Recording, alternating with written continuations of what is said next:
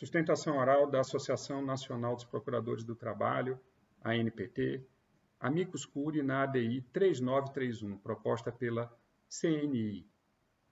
Excelentíssimo senhor presidente, excelentíssima senhora ministra relatora, excelentíssimos senhores ministros e ministra. A ANPT vem ao plenário no sentido de sustentar a constitucionalidade do dispositivo inquinado como inconstitucional pela CNI. O artigo 21A da Lei 8.213 criou o chamado nexo técnico epidemiológico, uma modalidade de presunção relativa, mediante a qual se estabelece uma relação entre a atividade laboral e econômica desenvolvida, que envolve riscos e, portanto, determinadas doenças ficam a elas relacionadas, e o adoecimento propriamente dito. Essa, portanto, é uma presunção que foi criada pelo chamado nexo técnico epidemiológico, vazado no artigo 21A da Lei 8.213. Trata-se de um dispositivo plenamente constitucional e aqui explicaremos as razões. De acordo com o dispositivo em discussão, a perícia médica do INSS deverá considerar presumida a natureza acidentária da incapacidade, desde que haja esse nexo técnico epidemiológico. O NETEP, como é conhecido, estabeleceu um cruzamento entre o Cadastro Nacional de Atividades Econômicas, o CNAE, e a Classificação Internacional de Doenças, supondo, como é bem razoável, que em determinadas atividades industriais, atividades de serviços, atividades agrícolas e assim por diante, haja doenças que normalmente acometem trabalhadores de determinado setor, postos a determinadas condições especiais de risco. Esse é um tema que há poucos dias o Supremo Tribunal Federal, em seu plenário, teve a oportunidade de examinar num outro ângulo, mas trazendo uma lógica bastante assemelhada àquela que aqui oferecemos ao exame de Vossas Excelências. No exame da repercussão geral do RE 828040, que tratava da responsabilidade objetiva em relação à exposição a riscos no ambiente de trabalho, em 12 de março deste ano, prevaleceu a tese segundo a qual o artigo 927 do Código Civil é compatível com a Constituição, precisamente em seu artigo 7º, inciso 28, que trata do seguro de acidentes de trabalho. A dicção do relator, ministro Alexandre de Moraes, que resultou acompanhada pela maioria do plenário, foi no sentido de que é constitucional a responsabilidade objetiva do empregador por danos decorrentes de acidente de trabalho nos casos especificados em lei ou quando a atividade normalmente desenvolvida, por sua natureza, apresentar exposição habitual a risco especial, com potencialidade lesiva e implicar ao trabalhador ônus maior que aos demais membros da coletividade. Ora, essa responsabilidade objetiva, que, portanto, afasta a necessidade de uma demonstração probatória específica, tendo em vista circunstâncias muito peculiares, ela foi absorvida pelo plenário nesse julgamento no sentido de assegurar ao trabalhador os direitos decorrentes dessa responsabilização. É lógico, assim como no caso do nexo técnico epidemiológico, que não se trata de uma presunção absoluta. Quando houver, no caso do artigo 21A, a hipótese em que o perito médico não se convença que essa presunção ela basta, ou seja, ela não possa ser desmentida por circunstâncias demonstráveis do ponto de vista fático, nesse caso, o médico ele não está manietado na sua liberdade de trabalho, na sua liberdade profissional. Ele poderá afastar o nexo técnico epidemiológico. Esse é o parágrafo único do artigo 21A. Então, não cabe, portanto, arguir a violação do artigo 5º, inciso 13 da Constituição, porque não há qualquer espécie de cerceio à liberdade profissional do perito médico. Ele pode discordar da presunção do nexo técnico epidemiológico. E mesmo o direito de defesa e o direito de recorrer, o direito de contraditar da empresa fica assegurado no parágrafo 2º. A empresa pode contestar a presunção, oferecer elementos para essa contestação, e mesmo que o perito com ela não concorde, a empresa pode recorrer ao Conselho de Recursos da Previdência Social, e esse recurso tem efeito suspensivo. Então, não há qualquer afronta à Constituição no texto do artigo 21A sob esse ângulo, muito menos, excelências, sob o ângulo do artigo 7º, inciso 28, que prevê o seguro contra acidente de trabalho a cargo do empregador, sem excluir as indenizações a que estiver obrigado quando incorrer em dolo ou culpa. A Lei 12.813, modificada como foi em 2006, em nenhum momento cria uma situação anômala de acidente de trabalho ou de doença ocupacional. Portanto, não destoa do condicionante estabelecido pelo 7º 28 da Constituição.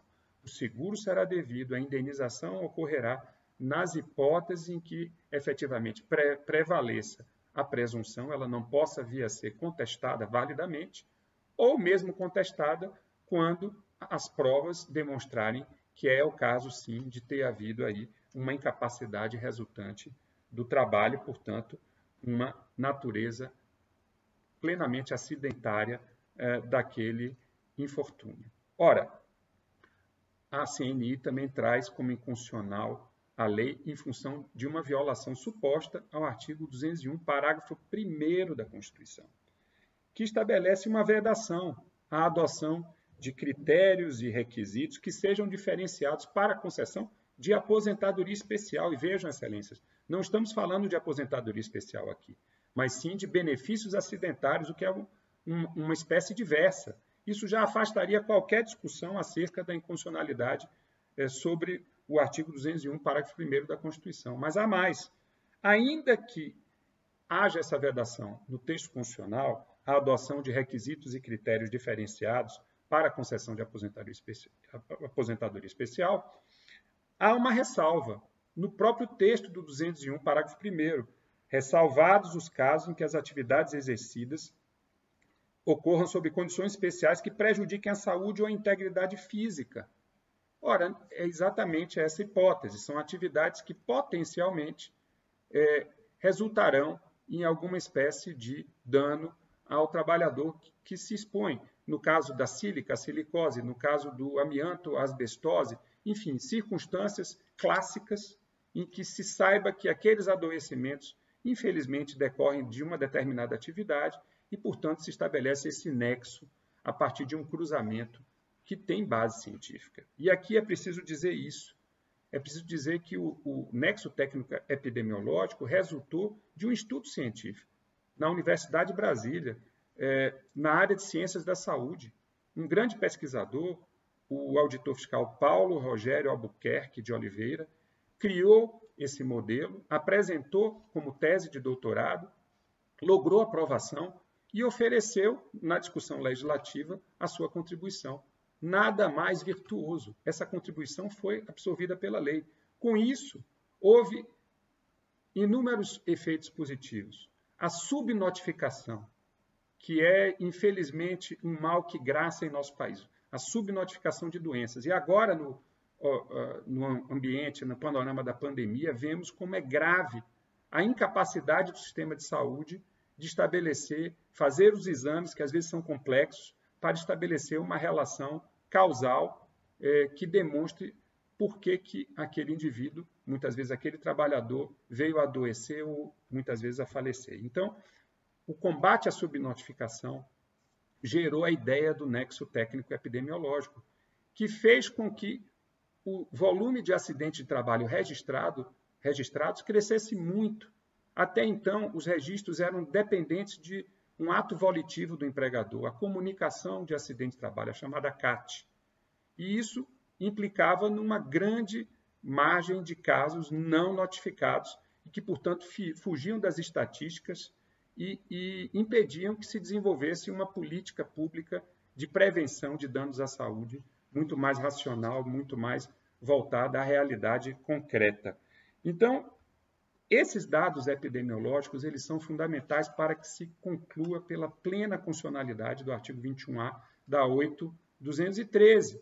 A epidemiologia, agora mesmo no nesse momento de pandemia, se vê como ela é importante, como ela deve ser valorizada, como a ciência deve ser resgatada para inspirar, inclusive, os legisladores a fazer com que haja um progresso a partir do aperfeiçoamento da legislação. Essas ações preventivas praticadas pelo empregador passam a ser, portanto, viáveis a partir de dados epidemiológicos. O magistrado Sebastião Geraldo da Silva, um grande estudioso do assunto, ele aponta que, antes do nexo técnico e epidemiológico, a estatística oficial registrava apenas 50% dos acidentes do trabalho e doenças ocupacionais que aconteciam. O mesmo dado é confirmado pelo Anuário Estatístico da Previdência Social em nosso país. E isso acontece porque muitas vezes o empregador não quer assumir a garantia de emprego de 12 meses quando concede o auxílio acidentário, pagar o FGTS durante o período de afastamento e pagar alguma indenização que decorra da sua responsabilidade no adoecimento. Ora, algumas doenças ocupacionais, excelências, por sua própria natureza, impõem dificuldades para que haja um diagnóstico concreto. Então, a presunção, ela é uma saída eficiente, ela é uma saída viável e desejável. O ônus da prova, nesse caso, não pode ficar com a vítima do adoecimento, quando se sabe que é uma situação clássica de adoecimento.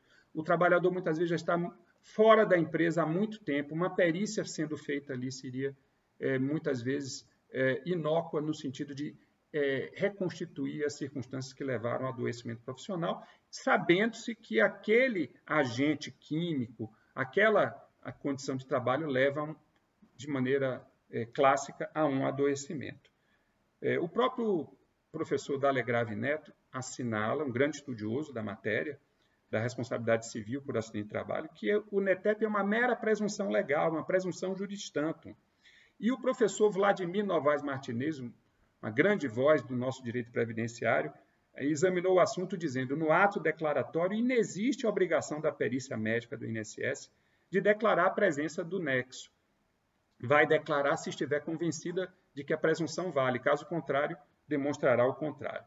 Nesse sentido, foram as manifestações, excelências, da AGU e da Procuradoria-Geral do Trabalho neste processo, pela rejeição da ADI, pela proclamação da improcedência da ADI, da constitucionalidade, aí sim, do artigo 21A da 8.213.